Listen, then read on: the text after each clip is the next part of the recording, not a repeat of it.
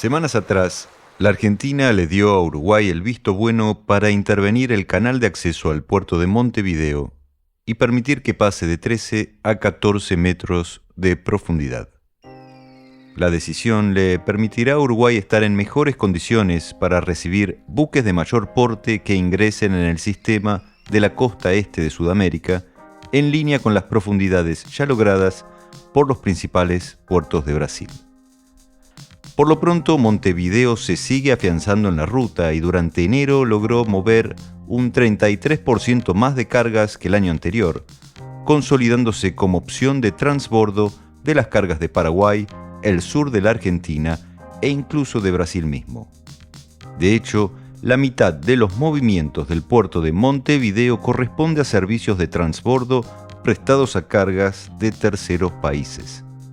La autorización dada a Uruguay se dio en el marco de la Administración Conjunta de las Aguas Compartidas bajo la órbita de la Comisión Administradora del Río de la Plata.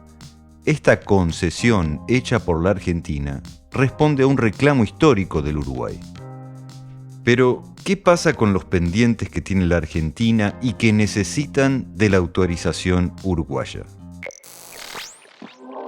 Bienvenidos a Lackaut Trade Talks. Mi nombre es Emiliano Gali y me toca explicar lo inexplicable. Narrar las incoherencias del comercio exterior. Lackaut Trade Talks es un podcast de Lackaut. Seguinos en todas las plataformas de streaming y en nuestras redes de Instagram, LinkedIn y Facebook y entérate de todas las noticias de comercio exterior. También puedes encontrarnos en nuestra web, lackaut.com.ar. Esta es la agenda de temas de este episodio. Novedades normativas y cambiarias. Trámites más simples para importar insumos para la industria. Además, siguen las preocupaciones en la vía navegable. ¿Cómo arrancó la balanza comercial de 2024? Y por último, una importante prueba con trenes de carga.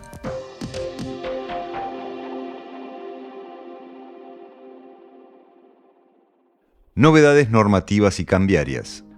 Estamos en comunicación con Janine Alojo, experta en comercio exterior y cambios y titular de Consultora Alojo, para analizar las últimas novedades en materia normativa y cambiaria vinculada a los negocios internacionales.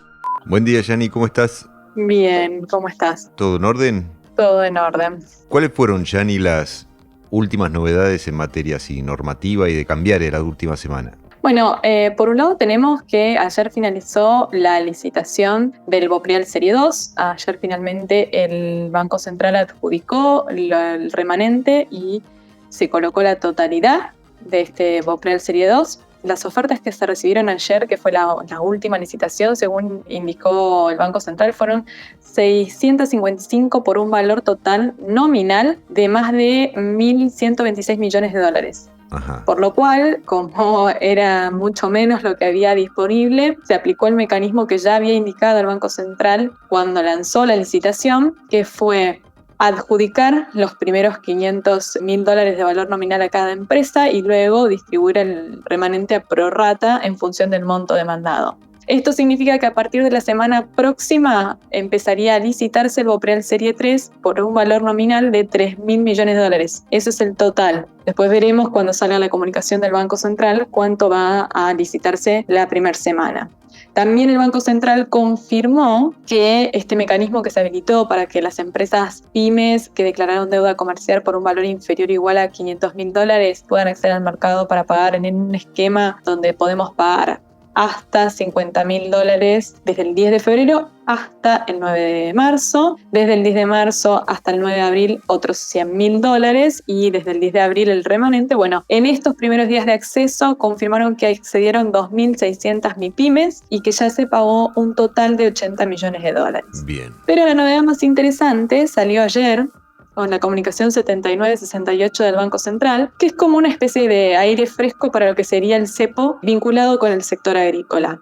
Porque mediante esta comunicación se estableció que todas las personas jurídicas residentes que se dedican a la actividad agrícola y que vendieron mercadería en el marco del decreto 576 del 2022, el programa de incremento exportador, no van a estar alcanzadas o queda sin efecto la obligatoriedad de poder cumplir con las declaraciones juradas que nos indican que 90 días o 180 días antes y 90 días o 180 días después de haber accedido al mercado único y libre de cambios no podemos hacer operaciones en el mercado financiero. Así que es como una especie de flexibilización. Relajación del, sí. Claro, de flexibilización del cepo para lo que es el sector agrícola.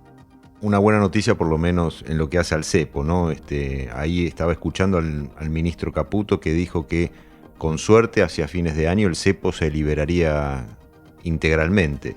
Sí, eso fue lo que dijo. Recordemos que según publicó el Fondo Monetario después de la última revisión y que se aprobara la misma, lo acordado con el gobierno es que durante 2024 se trabaje fuertemente para liberar el cepo, para que se unifique el tipo de cambio, también para que se elimine hacia mitad de año lo que sería el impuesto país, y también hablaba sobre que desaparecieran estos blend especiales para exportación, este famoso dólar exportador, porque se tendría que ir hacia la unificación cambiaria en orden de llegar a la liberación por completo del cepo. Bien, Yani, te hago dos preguntas. La primera es ¿cuál es la diferencia principal entre la serie 3 que se va a lanzar ahora y la serie 2 que acaba de terminar?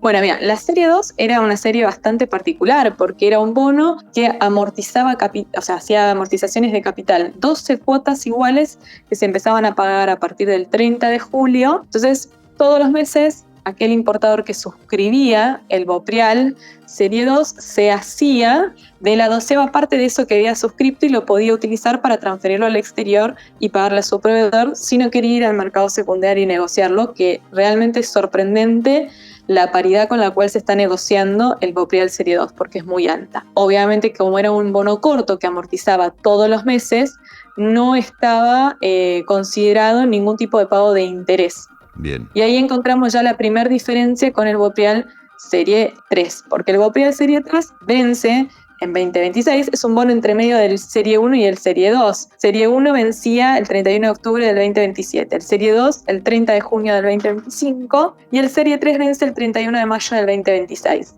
¿Va a amortizar capital el Serie 3? Sí. A partir de noviembre del 25 tenemos 3 cuotas trimestrales. Paga intereses de un 3%, es trimestral y el primer pago lo hace a partir de agosto. Este bono, al igual que los anteriores, se puede transferir al exterior y al igual que sucedió con el Serie 1 y con el Serie 2, se va a poder negociar en el mercado secundario. Bueno, y la otra pregunta que te quería hacer está vinculada a, bueno, también salieron algunas noticias, sobre todo en los diarios económicos, que hubo como una migración o mucho interés en desarmar fondos comunes de inversión para justamente irse a estos bonos de pago de deuda e importaciones. ¿Es así? ¿Vos lo ves de esa manera, que hay un interés de repente en el mercado secundario por estos bonos?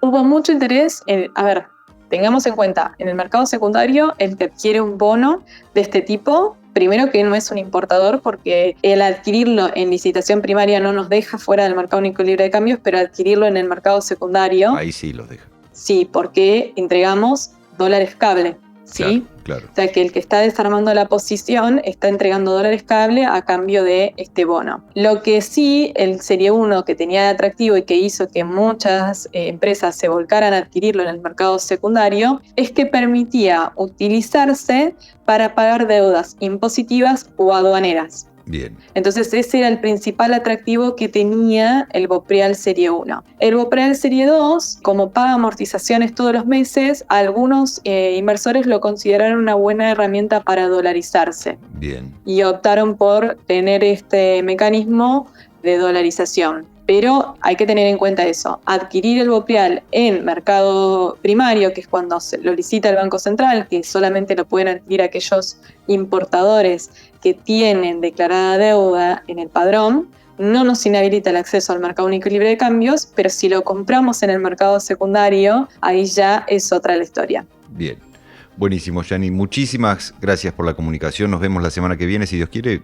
Por supuesto, un gusto. Dale, Yani. Chao, hasta luego. Siguiente noticia Lackaut. Trámites más simples para importar insumos para la industria. El Ministerio de Economía anunció la simplificación de la operatoria de importación de materiales eléctricos para la industria, medida que abarcará más de 3.000 trámites pendientes de resolución que dificultaban la incorporación de tecnología del sector productivo. El Palacio de Hacienda explicó que hasta ahora los artefactos eléctricos destinados a procesos productivos debían pasar por un engorroso proceso de certificación ante la Secretaría de Comercio de forma previa a su importación. Con la Resolución 61 de 2024 se eliminan los controles arbitrarios y se simplifica el acceso a los bienes que de ahora en más ingresarán al país mediante una declaración jurada de uso idóneo destinada a la industria. La decisión fue impulsada por la Secretaría de Comercio en conjunto con la Secretaría de Simplificación de la Jefatura de Gabinete en el marco de una primera etapa de medidas de relevamiento y revisión de normativas tendientes a actualizar, modificar o eliminar reglamentos obsoletos y a automatizar la mayor cantidad de certificaciones. El secretario de Comercio, Pablo Lavigne, subrayó que esta es una medida más para bajar el impacto que tiene la burocracia en la economía real y representa un incentivo para la producción y la inversión en el país. Siguiente noticia Lacaut. Siguen las preocupaciones en la vía navegable. Las advertencias de los prácticos del Paraná mutaron de su recurrente perfil preventivo a uno premonitorio. Estos profesionales de la navegación que asesoran a los capitanes de buques habían manifestado que en el kilómetro 339 de la vía navegable era urgente realizar obras de mantenimiento. Al poco tiempo, el buque Clara Insignia varó en el kilómetro 338 y bloqueó el canal de navegación por varias horas. Las señales de alerta se potencian si se tiene en cuenta que los volúmenes exportables serán este año un 40% superiores a los del año pasado, de la mano de la segunda mayor cosecha de la historia. Desde el gobierno confirmaron que ese tramo se dragó entre el 8 y el 13 de febrero, habiéndose cumplido con la batimetría necesaria para certificar la obra. Al margen del error humano que podría haber intervenido en este incidente, lo cierto es que las advertencias sobre la necesidad de realizar más mantenimiento en la vía navegable se vienen multiplicando. Fuentes oficiales manifestaron en Off the Record que el mantenimiento se está haciendo con normalidad. Señalaron que si bien es cierto que la Subsecretaría de Puertos, Vía Navegables y Marina Mercante tiene que aprobar las tareas especiales, las obras se están realizando a discreción porque no pueden detenerse. Sin embargo, desde la Cámara de Puertos Privados Comerciales también sumaron su preocupación. El nivel de agua viene descendiendo desde hace más de un mes y persisten pasos críticos que se mantienen sin relevar desde diciembre, señalaron en una nota enviada al gobierno. Las proyecciones del Instituto Nacional del Agua revelan una caída impresionante de niveles de agua para las próximas 4 semanas en la hidrovía desde Puerto General San Martín hasta San Pedro e Ibicuy. Así lo manifestaron los empresarios portuarios, subrayando el riesgo evidente para la salida de la cosecha.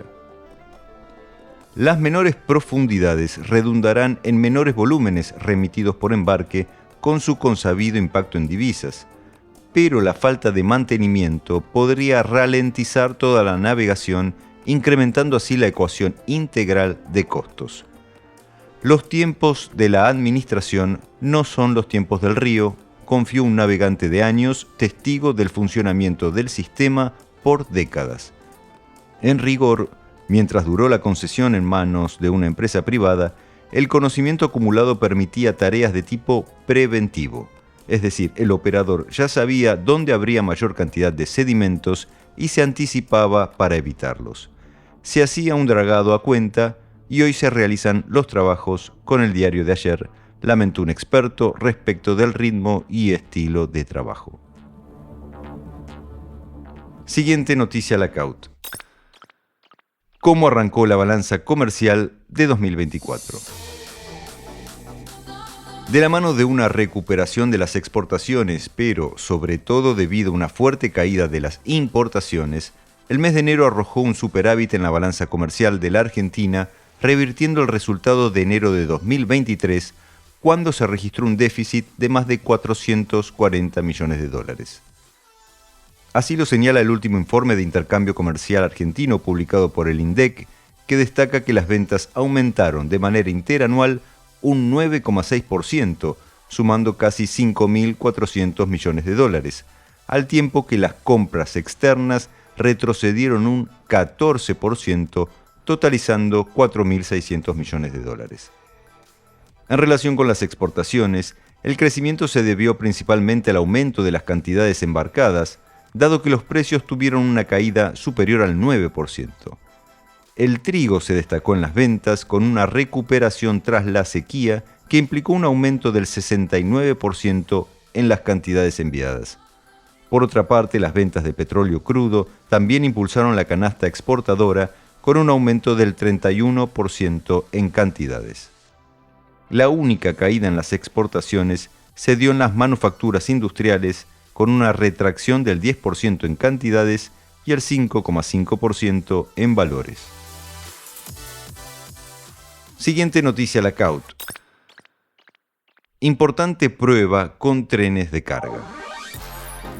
Trenes Argentinos Cargas completó una prueba operativa de circulación con insumos para la minería desde Buenos Aires hasta las estaciones salteñas de Ola Capato y Laguna Seca, con la expectativa puesta en el desarrollo de la industria del litio y del cobre. El recorrido incluyó un tránsito de 2.000 kilómetros entre localidades bonaerenses y la Puna salteña a través del ramal C14, en línea con la estrategia comercial de la compañía para brindar servicios intermodales conectando los puertos del Atlántico con los proyectos mineros del noroeste argentino. Como parte del ensayo, el tren acopló un vagón en el nodo logístico y puerto seco Güemes, una nueva infraestructura que permitirá la multimodalidad optimizando los tiempos de carga y descarga de productos, lo que otorgará mayor competitividad a las economías regionales del NOA. En estas pruebas, la empresa convocó a diversos representantes de los proyectos mineros y empresas de servicios logísticos con quienes vienen trabajando para el desarrollo de soluciones para la industria minera. La infraestructura actual de la red ferroviaria, especialmente en el ramal C14, tramo que une las estaciones de Güemes y Socompa, se constituye como una oferta estratégica para transportar la producción del NOA y sus proveedores. Las proyecciones de la industria del litio en Catamarca, Salta y Jujuy permiten estimar que la producción del mineral se multiplicará por 6 hacia 2026, al pasar de 37.500 toneladas registradas al cierre de 2022 a un volumen de 260.000 toneladas que se estiman por la incorporación de proyectos y ampliaciones con un crecimiento sostenido para lo que resta de la década.